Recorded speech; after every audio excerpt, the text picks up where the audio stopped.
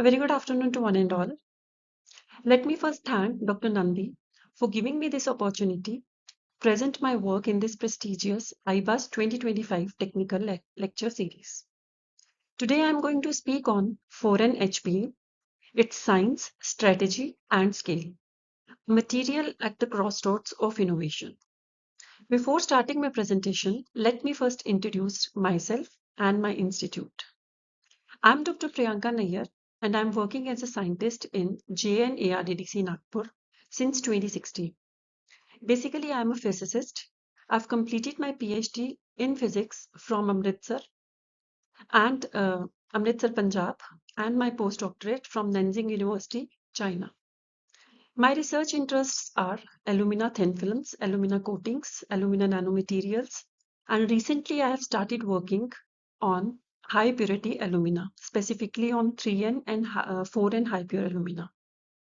About my affiliation, Jawaharlal Nehru Aluminium Research Development and Design Center. It's an autonomous body, a premium R&D institute under Ministry of Mines, Government of India, and it is dedicated to advancing the aluminium sector through its research, process development, and analytical support. With state-of-the-art facilities and domain expertise, JNARDDC bridges the gap between industry needs and scientific innovation. Before starting my presentation, I'll introduce you with the contents of today's presentation. First, I'll give you the introduction and objective of my PPT. Then I'll introduce you all with high purity alumina, specifically the 4N HPA.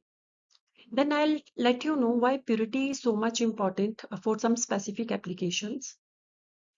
HPA forms and their uses. HPA's global demand and its applications. HPA's current production technologies, its industrial value chain and market landscape. Then I'll talk about its key players and the cost benchmarks. Eventually, I'll explain some work which I have done on HPA at our institute, JNARDDC Nagpur. Then I'll let you know how to go from lab success to bench scale. And finally, I'll talk about some key takeaways and the road ahead. So first is the introduction and objective. What actually is high purity alumina?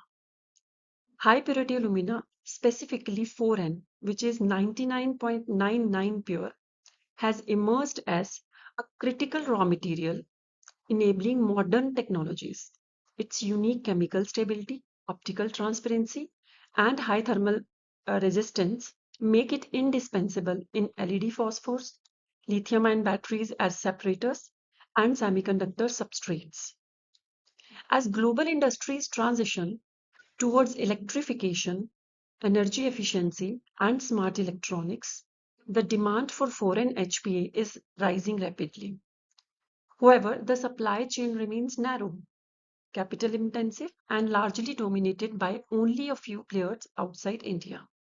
So, the major objective of my today's presentation will be to introduce the science behind 4-NHPA, its key properties and applications, to highlight the strategic and economic importance of developing domestic capability, to explore how investors and industry can leverage emerging opportunities, and to present the R&D efforts and breakthroughs achieved at JNARDDC, including a lab-scale validated process for producing foreign HPA.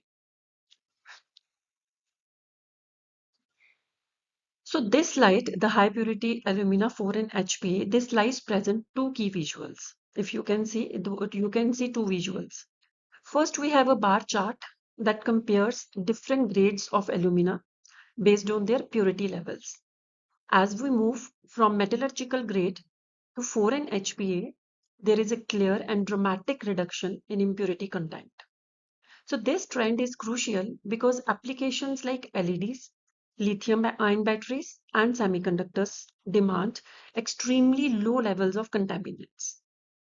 And the second image on the right side, the second table, in fact, it's a periodic table where we have highlighted the most critical impurities, specifically the iron, silicon, and sodium. So these elements, even in parts per million, if present in ppm concentration, that can severely affect the performance and reliability of the final product. So like if we talk about iron, so what iron can do, iron can introduce unwanted color and reduce electrical insulation and making it a problem for its use in optical and electronic applications. If we talk about silicon, it can interfere with crystal growth and it will potentially causing defects in sapphire substrates. And finally, if sodium is present even in ppm level, it's a mobile ion, and in some applications related to electronics, it will cause electrical leakage or instability over time. So in short, we can say if metallurgical grade alumina contain iron and silicon well above, I think 100 ppm, in foreign pure alumina, we aim to keep them below 10 ppm and even lower if sodium is present. We ideally think of less than 5 ppm. So achieving and maintaining this level of purity is what enables high performance materials like transparent sapphire, high strength wafers, and safe stable battery components. And this is where our synthesis approach at JNARDDC is making a real difference. And that work I'll explain later in this PPT. Now next is why purity matters. So let's discuss the physical and chemical properties of high purity alumina and how achieving these properties are critical for HPA performance in some specific applications. Like first is its high melting point. As we all know, alumina's melting point is very high, that is 2050 degrees Celsius. So HPA has an exceptionally high melting point. That makes it suitable for use in extreme environments, such as high temperature industrial applications and electronics. This property also ensures the material can withstand harsh conditions without any degradation. Second is its excellent hardness and chemical stability. So HPA is highly resistant to wear and corrosion, which is very much essential for applications where durability is crucial, like in cutting tools or components which are exposed to aggressive chemicals. Third property is high dielectric strength and thermal conductivity. So HPA's high dielectric strength makes it an ideal insulator, while its high thermal conductivity that allow it to effectively dissipate heat. This makes it indispensable in electronic and electrical devices, including high performance semiconductors and LEDs. And next property is transparency to visible and infrared light, especially when HPA is in a sapphire form. Forms I'll discuss later, but just to mention, HPA when processed into sapphire form, it becomes transparent to both visible and infrared light. This unique property allows it to be used in optical applications such as lenses, windows for high-tech devices, and even certain medical instruments. And last but not the least, its inert and non-reactive nature. So HPA's inert nature means obviously it doesn't react with other substances even under harsh conditions, which makes it ideal for applications specifically in the aerospace, automotive, and electronic industries where the stability is very much required. Next is HPA forms and their uses. So now let's take a look at the different forms of high purity alumina and how each form is utilized in various industries. So first is the powdered HPA. This form is widely used in some specific applications like ceramics, where it provides enhanced hardness and durability. It's also crucial for battery separators that helps to improve the performance of rechargeable batteries and for the phosphors, which are very much useful in display technologies and lighting applications. Second is the granular HPA. In its granular form, it is used to create sintered components that are part of advanced materials, as well as crucibles that are essential for high temperature processing. Granular HPA ensures the necessary properties such as its high thermal stability and resistance to chemical attack for some demanding applications. And finally, in the sapphire form. Sapphire form is actually a single crystal form. When alumina is in its single crystal form, we call it sapphire. So this is one of the most well-known form of HPA, and in the sapphire form, it is used in high precision applications such as LED substrates, watch crystals, and optical windows. Sapphire's unique properties such as high transparency, strength, and resistance to scratch. It makes it ideal for these high-tech applications. So producing sapphire requires ultra-high pure alumina, which should be greater than equal to 4N. Means it should be minimum 4N and then it can be 5N or 6N as the feedstock material. So it will underscore the importance of achieving extremely high levels of purity. Next is the global demand and its application.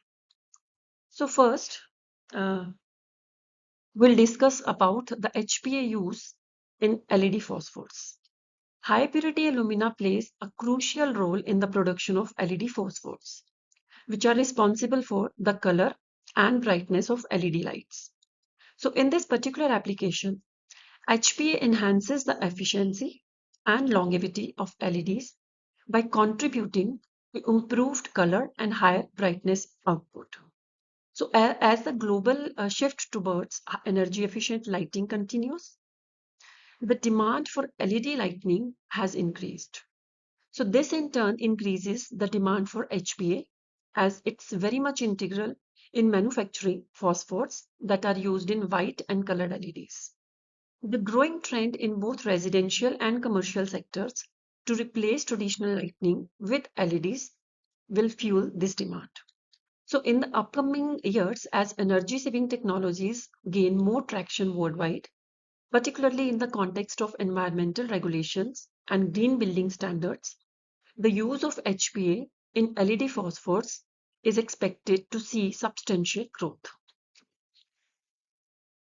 Next is HPA's use or application for lithium-ion batteries as a separator. So moving on the lithium-ion battery separators, high-purity alumina is increasingly used in this critical component of batteries, that is the separator, which is used particularly for electric vehicles and portable electronics. HPA is used to enhance the separator's thermal stability, mechanical strength, and chemical resistance, which are the key factors in improving the safety and performance of lithium-ion batteries. You can see the image below. Role of these separators is to prevent the short circuit within the battery. It actually separates the anode and the cathode while allowing the flow of ions. So with the growing demand for EVs, as we know, the demand for EV is very much increasing. So with the growing demand of EVs and renewable energy storage solutions, the need for better, safer, and longer lasting batteries has driven up the demand for HPA in these separators. So as the electric vehicle market expands and the push for more energy efficient and long lasting batteries intensifies, we can expect a significant increase in the demand for high purity alumina for its use in lithium ion batteries as a separator in the upcoming years. So next is HPA's use for sapphire substrates. High purity alumina is actually the starting point for making a sapphire substrate, which are used a lot in LEDs and semiconductors. So what makes it so special is its high purity. Even a tiny amount of impurities, like as I've talked about it earlier, if a tiny amount of impurities like iron or silica or sodium is present, that can affect how the sapphire crystal forms. So we need 4N purity or even high pure alumina, 5N or 6N for making the sapphire. So the process basically start by heating this HPA to a very high temperature, more than 2000 degrees Celsius, until it melts. Then the crystal is slowly grown using controlled techniques. Like in our work, we have used the float zone technique, which obviously I'll explain later, and which is very clean and avoids contamination. So things like the temperature, pressure, and the speed at which we pull the crystal has to be maintained.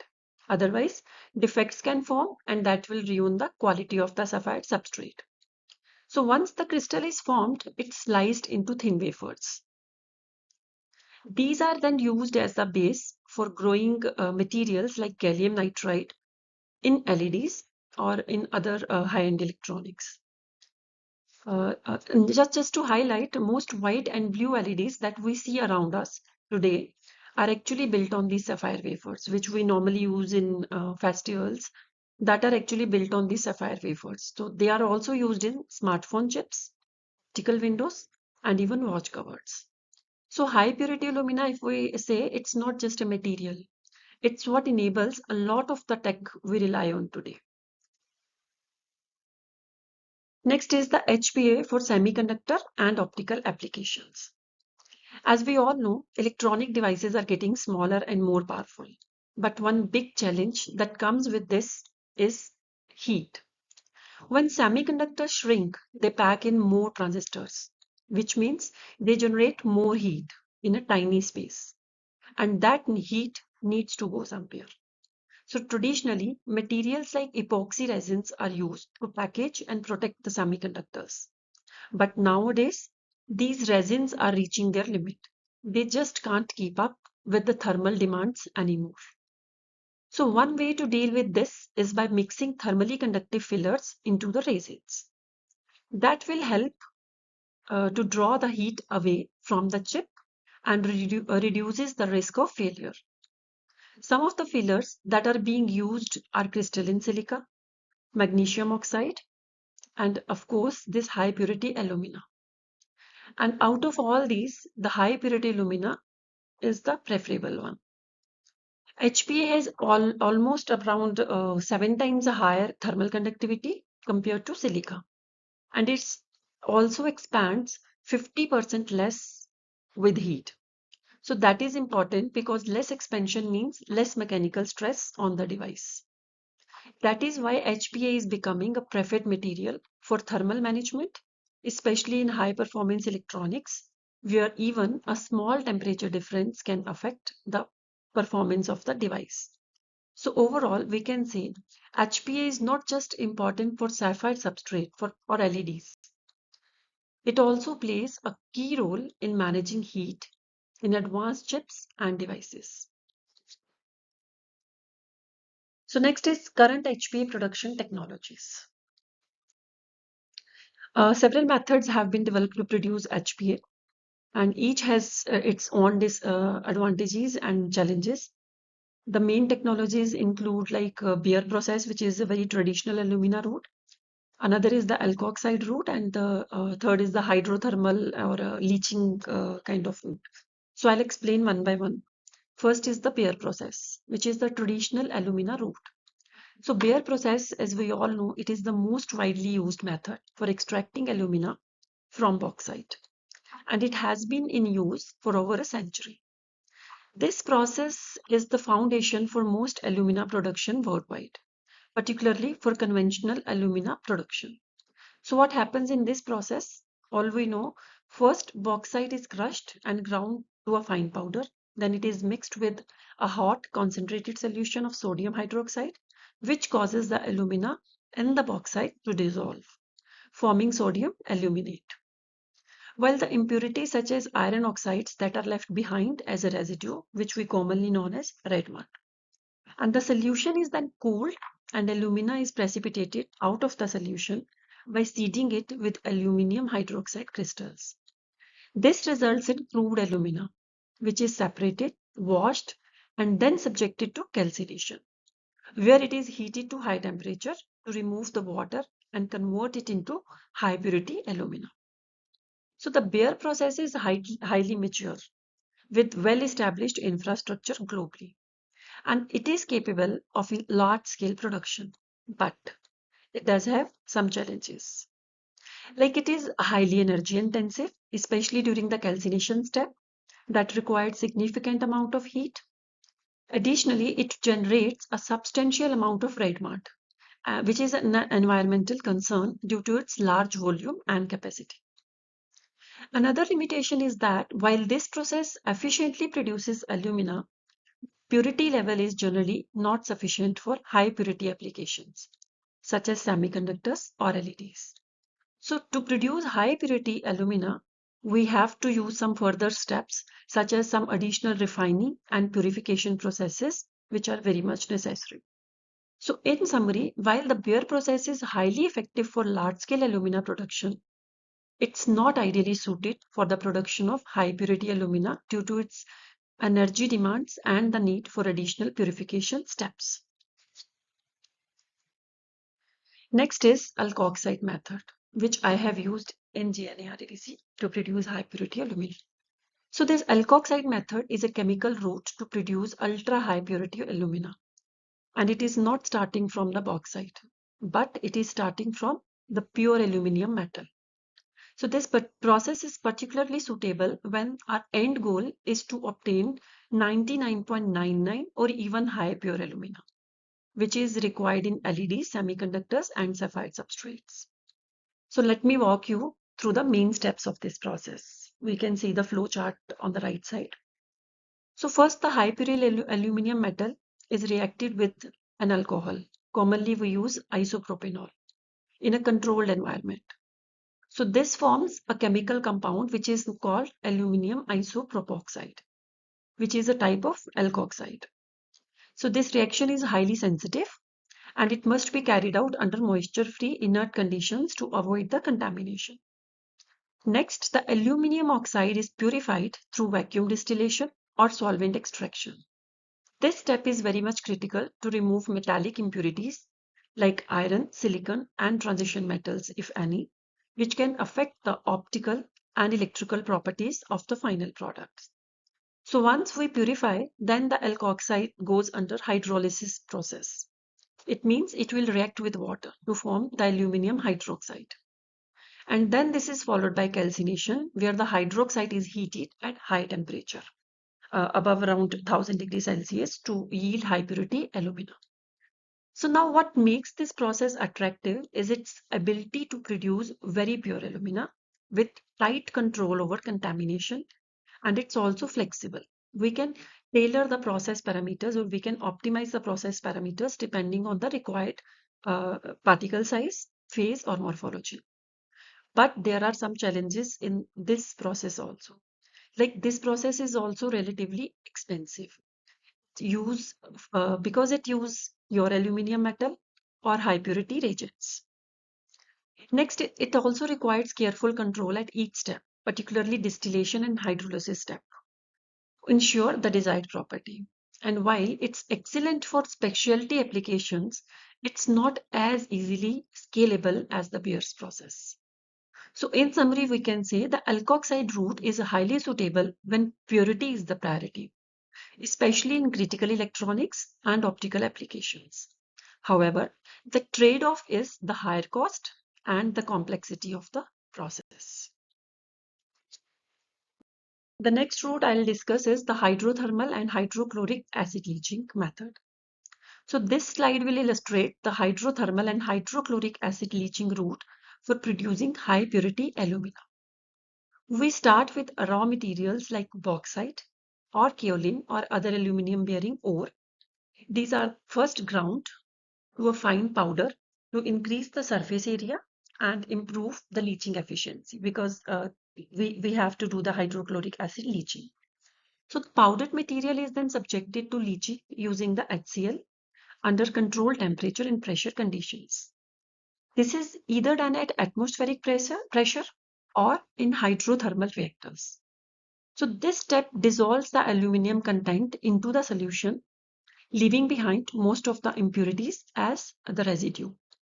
Next, the leachate is filtered to separate solids from the acidic aluminium containing solution. The solution undergoes purification using techniques like solvent extraction or ion exchange to remove the trace impurities such as iron, titanium, silica, etc. So once it is purified, aluminium hydroxide is precipitated from the solution.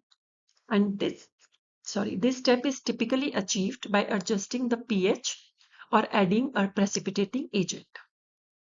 Finally, the precipitated aluminium hydroxide is calcined at high temperature, usually above 1000 degrees Celsius, to obtain the high pure alumina.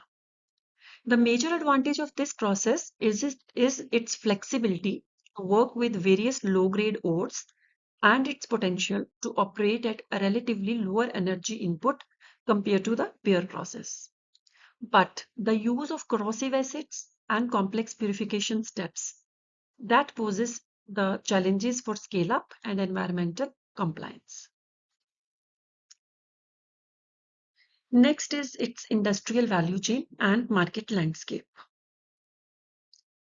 So here is the emerging demand and market projections. This slide shows how the global demand for foreign and even high purity HPA is picking up speed. The main reason, there are more and more applications like LED lighting, lithium-ion batteries, optical lenses, and high-end electronics, all of which needs materials with very low impurities, or we can say very high purity. So if we look at the pie chart, which I have shown here, LEDs are still the biggest users of HPA, but lithium-ion batteries are catching up fast. So that is because HPA is used to coat the battery separators, which improves battery life and safety. So that are the very important factors, especially in EVs and energy storage systems. So if we see on the regional side, Asia Pacific is clearly leading, with China and South Korea at the center of LED and semiconductor production. So they're also ramping up battery manufacturing, which adds to the demand. Overall market is expected to grow by more than 15% annually. That's a pretty sharp rise, and it shows how fast this space is evolving, especially when with the push towards green energy and electric vehicles. Now, why this is important for us? Because India has abundant bauxite reserves. If we can develop and scale up purification techniques like the one we have already demonstrated at JNARDDC, although at a lab scale, then we can capture a slice of this growing market.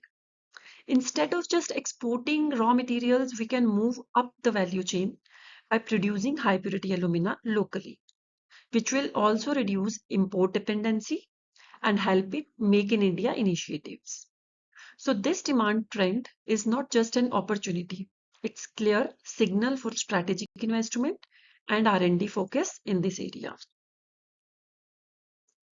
Next is the strategic overview of the HPA value chain. If we see this chain, this slide will show the entire value chain for high purity alumina, starting from the raw materials to the final applications. So we start right at the beginning with raw materials. Now raw materials can be an aluminium metal, aluminium hydroxide, or bauxite, depending on the route we choose. Like at JNARDC, we have used aluminium metal for the alkoxide based process. So starting from the raw materials, once we have the raw material, now we obviously need to purify it. That's where the real challenge is. And also the value comes in. There are different purification techniques like the alkoxide method, acid leaching method, or hydrothermal treatments. The goal here is to remove all those tiny impurities that can affect the performance, especially things like iron, silicon, sodium. After the purification, we get high pure alumina, at least 4N pure grade alumina, which is 99.99 pure. But the process doesn't stop there. We move into what's called the finishing or crystallization stage. This is where we control the final properties of the powder, like its particle size, shape, and moisture content, depending on what application we are focusing on. Now the high purity alumina is ready for downstream use, and this is where it gets exciting. It goes into some of the most advanced applications, like sapphire substrates for LEDs and semiconductors, ceramic separators in lithium-ion batteries, and even optical components or special coatings. So this value chain is not just a technical flow chart. It actually helps us understand where the opportunities are. So if we look at it from a research perspective, it tells us where to improve the purity and optimize process parameters. From an industry or in the investor point of view, it shows where the value is added, where you can scale, commercialize, or even create new IP. So in short, we can say understanding this value chain helps us move from raw resource utilization to high-tech manufacturing or applications. And India has great potential to enter this value chain more strongly by developing scalable indigenous technologies. Next is investment opportunities and challenges. So let's talk about the bigger picture, where India stands today in the HPA ecosystems and what it will take for us to become a global player. So first, let's talk about our strengths. This is the SWOT picture. So first we'll talk about our strength. So we already have a solid base of alumina production in the country, and the demand is only going to rise with growing applications in LEDs, electronics, EVs, and semiconductors. Also, we are not short on talent. India has a strong pool of scientists and engineers who can drive innovation in this space. But of course, we also have some challenges or weaknesses, we can say.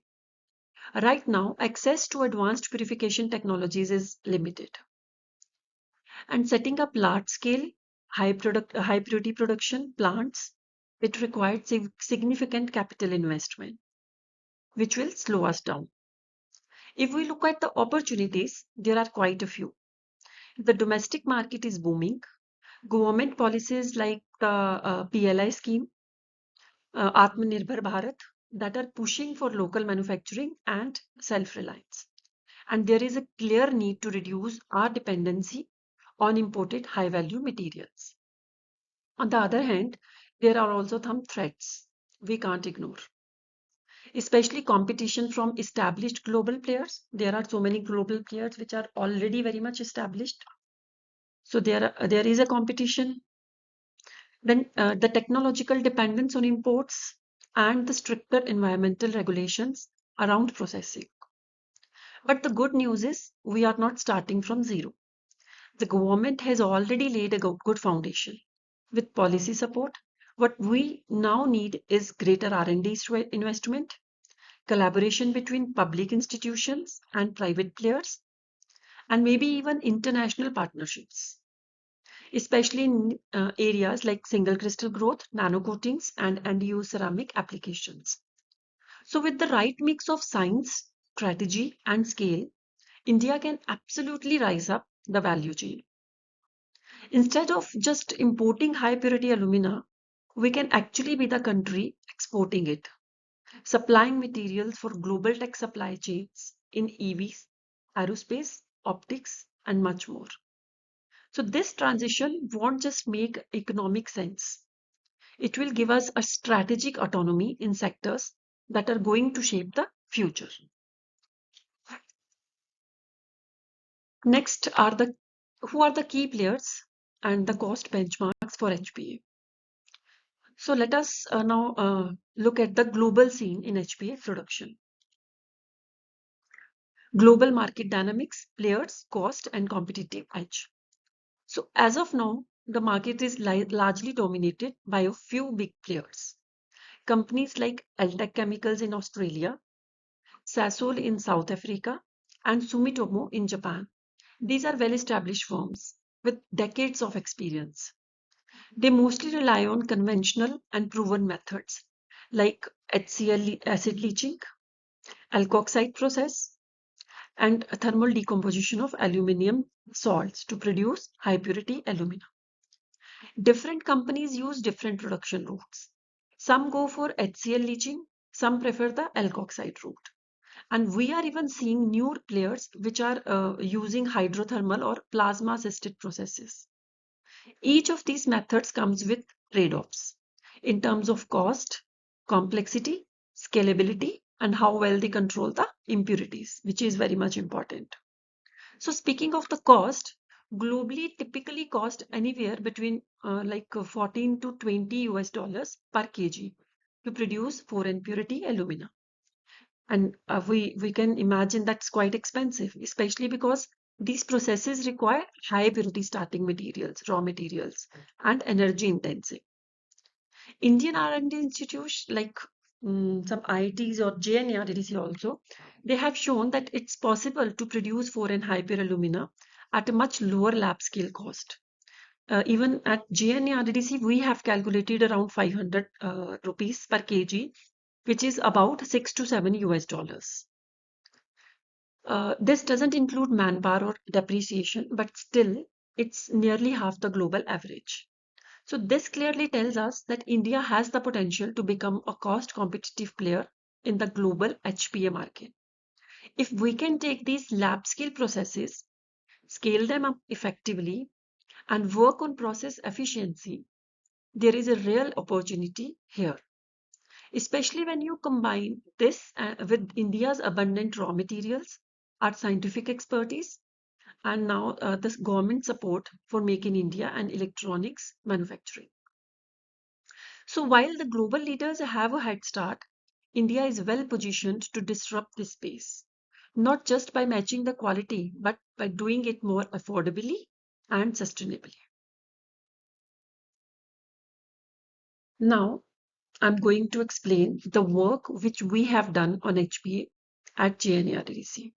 We have completed one project, so I'm going to give you the project overview. So these are the project details. The project was sponsored by NALCO. Title of the project was Development of Process for 4 and High Purity Alumina and Substrate Making for its validation in LED applications. So this project was sponsored by NALCO with the aim of developing an indigenous process for high purity alumina to reduce India's dependency on HPA import. JNARDDC led the development of the 4 and purity alumina using the alkoxide route, which proved to be both cost effective and scalable. IIT Bhubaneswar worked in parallel on the hydrothermal method. However, it was found to be less viable economically. Therefore, the focus remained on optimizing the alkoxide process used at JNARDDC. Additionally, Anna University supported the downstream validation by fabricating the sapphire crystal using the 4N HPA produced at JNARDDC. There at Anna University, they have one crystal growth center. So they helped us to produce a sapphire using the 4N high pure alumina produced at JNARDC. That confirmed the suitability of 4N HPA produced at JNARDC for its optical and electronic application. So first is the process methodology, that we have used the alkoxide route using the pure aluminium metal as the raw material. So this slide will illustrate the complete process developed at JNARDC for synthesizing 4N high purity alumina using the alkoxide route, starting from the aluminium metal as the raw material. So we begin with the high purity aluminium metal. So we had taken the aluminium metal from NALCO, which was 99.9 pure, 9% pure. So we begin with the high purity aluminium metal, which reacts with alcohol, specifically the isopropyl alcohol, under the controlled conditions to form aluminium isopropoxide, or we call it AIP.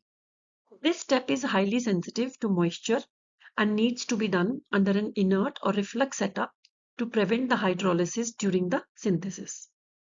To achieve 4N high purity, we subjected the AIP to two-stage vacuum distillation. This way, this was actually a key innovation. It significantly reduced the trace impurities like iron, silicon, and sodium, which are very much critical contaminants in the electronic grade HPA. Then the purified AIP is then hydrolyzed in the deionized water, which forms aluminium hydroxide as a white gel-like precipitate. Then this dried hydroxide is then calcined at around 1200 degrees Celsius, converting it to alpha phase alumina, the most stable and suitable form for sapphire and electronic substrates. So we have chosen this alkoxide route because it offers tighter control over the impurities compared to acid leaching.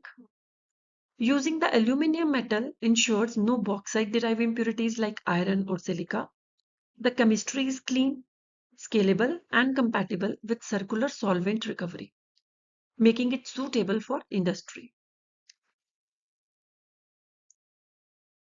Now, what is the advantage of the precursor? Why AIP is very much important? So, role of AIP in HPA purity.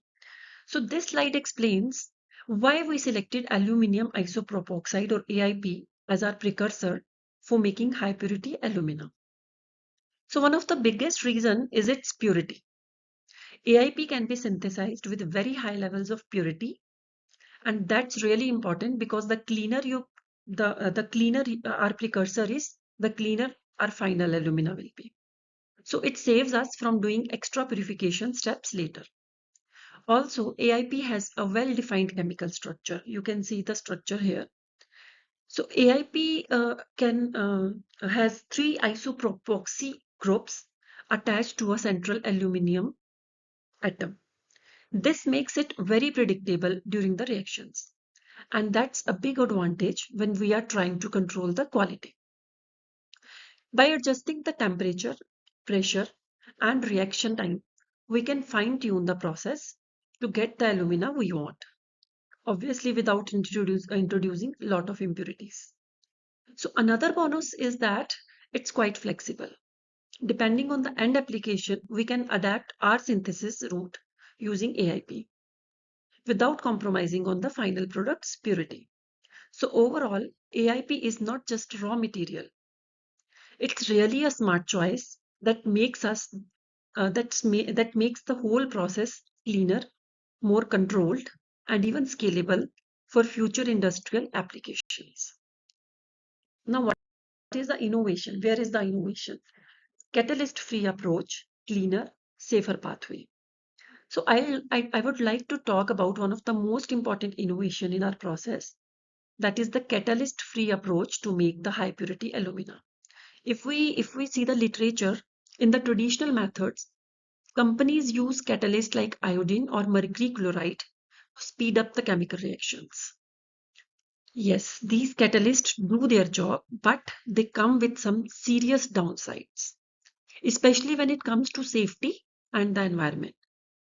Mercury and iodine are very toxic and difficult to handle safely. Plus, removing their traces from the final product adds extra purification steps, which means more cost and more risk of contamination. At JNARDC, we decided to go a different route. We have completely eliminated the use of these harmful catalysts. Instead, our method is based on precise control of basic reaction parameters like temperature, pressure, and time. So by fine-tuning these conditions, we are able to get a clean, efficient reaction without needing any external catalyst. That way, the process becomes much cleaner and safer, both for the people handling it and for the environment. Also, it makes the process more scalable, which is key when we move from lab scale to pilot or commercial scale production. So in short, it's a major step forward towards sustainable and responsible material processing. And it shows how we are not only focusing on performance and cost, but also on safety and environmental impact, which is increasingly important in today's industrial landscape. Now I'm going to show some results. So first we'll see how pure are our raw materials. So before we even begin any high purity synthesis, one of the most important steps is to check the quality of our raw materials or starting materials. Because we all know the final product can only be as pure as what we start with. So let's begin with aluminium metal, which is our main raw material. We sourced it from Nalco and they reported the purity to be 99.878%. To be extra sure, we did our analysis at JNARDDC and found it to be even slightly better. We found it 99.905%. This close match not only confirms the quality of the metal supplied, but also shows the accuracy and reliability of our own lab synthesis or analysis methods. Now let's talk about the other key input, which was isopropyl alcohol or IPA. This is the solvent we have used in the alkoxide synthesis process. We just ran a detailed analysis to check for both metallic and non-metallic impurities, and the results were great.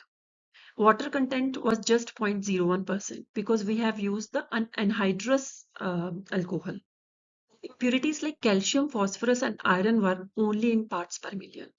That way, it is very much below any harmful limits. Why is this important? Because by making sure our raw materials are this much clean, we are starting with a clean slate. That gives us more control throughput and more control throughout the process and helps us avoid introducing unwanted impurities later on.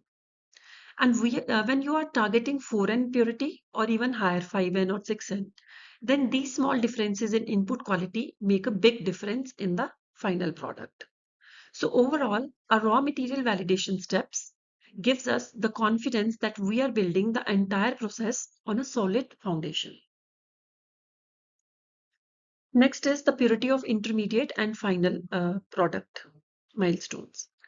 So in the first table, we see that both intermediate compounds, because we see in the intermediate, we have produced two products. One is the aluminium isopropoxide and other is the aluminium hydroxide. Both maintained a purity of 99.91%, confirming the effectiveness of our controlled catalyst-free process.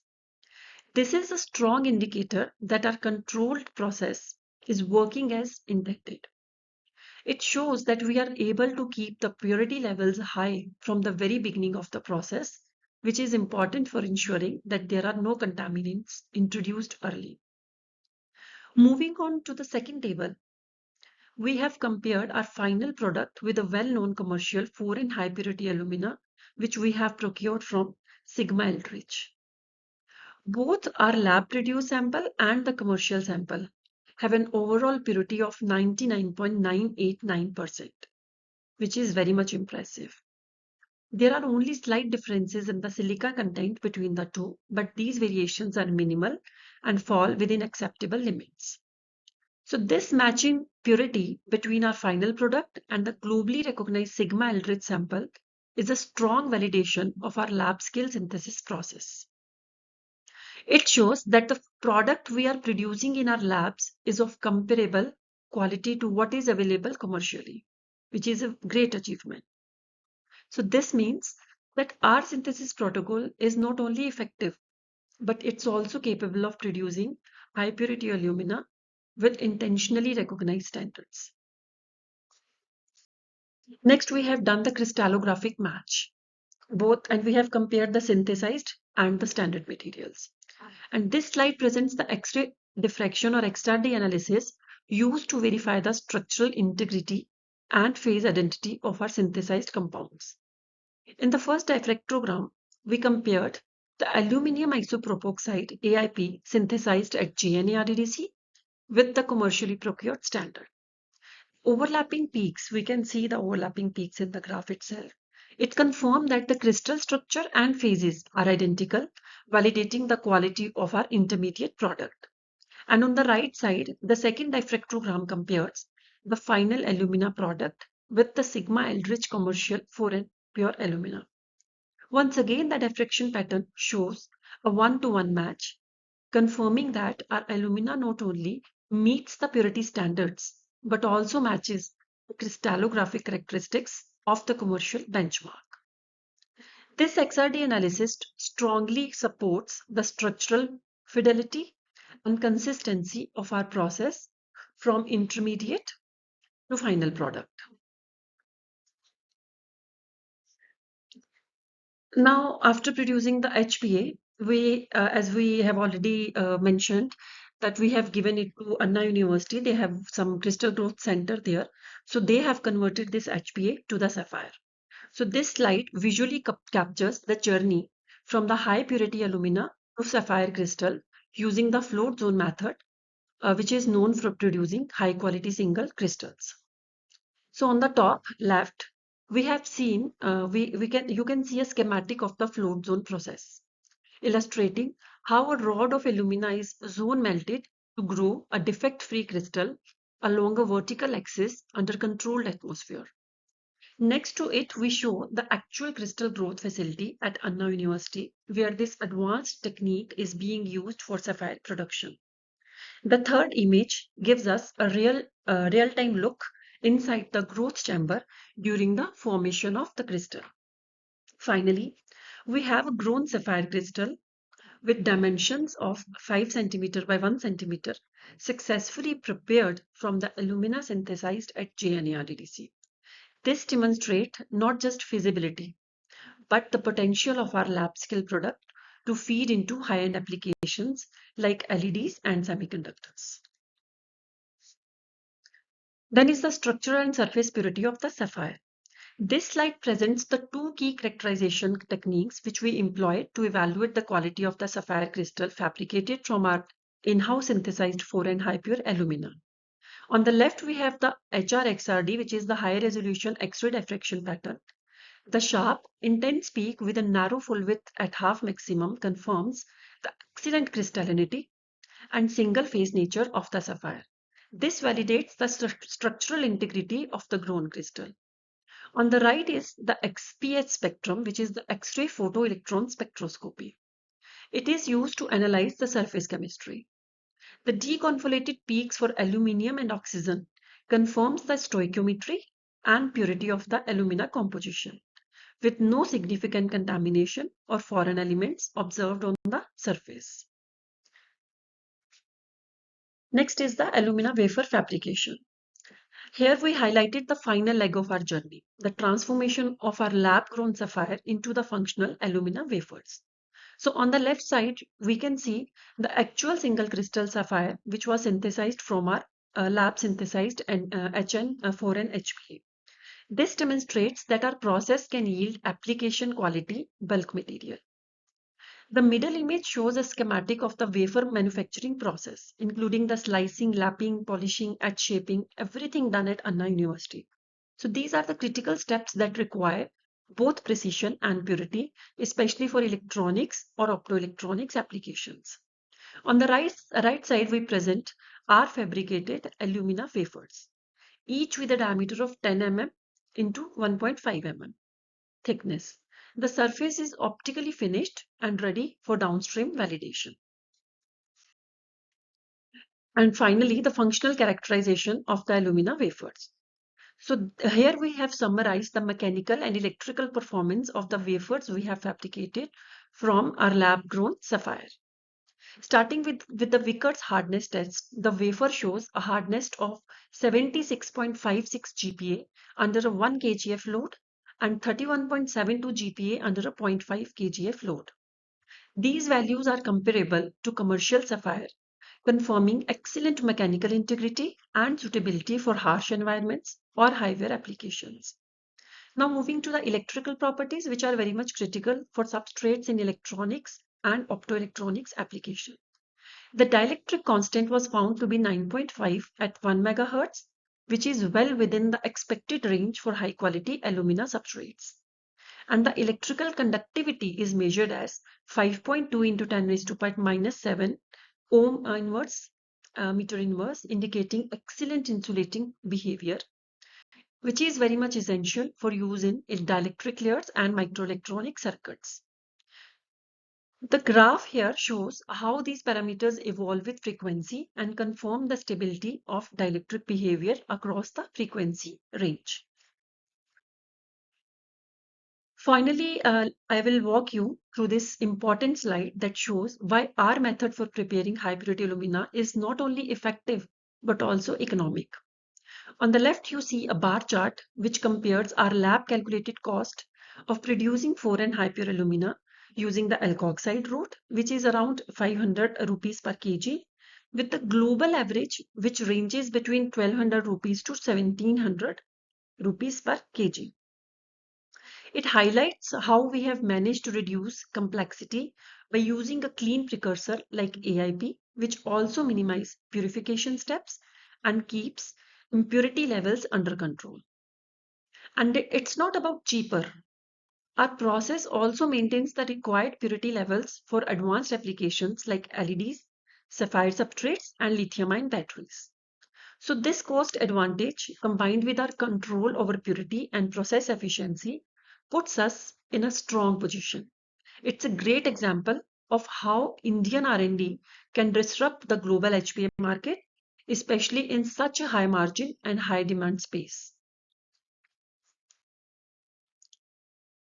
So far, we have successfully shown that we can produce 4 and high pure alumina at the laboratory scale. That's a big achievement, but it's only the beginning. The next important step is to scale up this process to the bend scale.